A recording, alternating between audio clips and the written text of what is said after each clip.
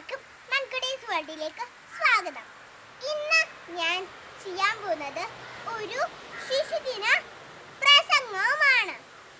നിങ്ങളെല്ലാവരും ഇത് കണ്ട് പഠിക്കണം കേട്ടോ. എന്നൊക്കെ വീഡിയോ തുടങ്ങിയാലോ? Let's get to the video.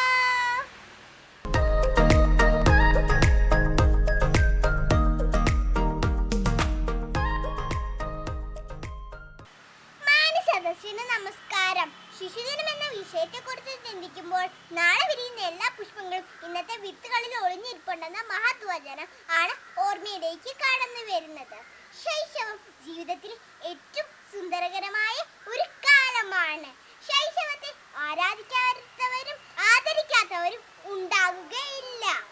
നമ്മുടെ രാജ്യത്തിന്റെ പ്രഥമ പ്രധാനമന്ത്രിയായിരുന്നു ജവഹർലാൽ നെഹ്റു. ജവഹർലാൽ നെഹ്റുവിന്റെ ജന്മദിനമായ നവംബർ 14 ഭാരതമെങ്ങും ശിശുദിനമായി കൊണ്ടാടുന്നു. എന്തുകൊണ്ടാണ് അദ്ദേഹത്തിന്റെ ജന്മദിനം ശിശുദിനമായി കൊണ്ടാടുന്നത്? അദ്ദേഹത്തിന് കുട്ടികളെ വളരെയധികം ഇഷ്ടമായിരുന്നു. അതുപോലെ കുട്ടികൾ അദ്ദേഹത്തിനെ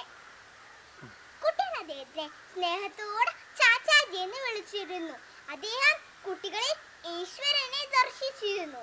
ശിശുദിനത്തോടനുബന്ധിച്ച് റാലികൾ, മത്സരങ്ങളൊക്കെ സംഘടിപ്പിക്കാറുണ്ട്. പക്ഷേ ഈ വർഷം അതിനൊക്കെ പരിമിതികളുണ്ട്.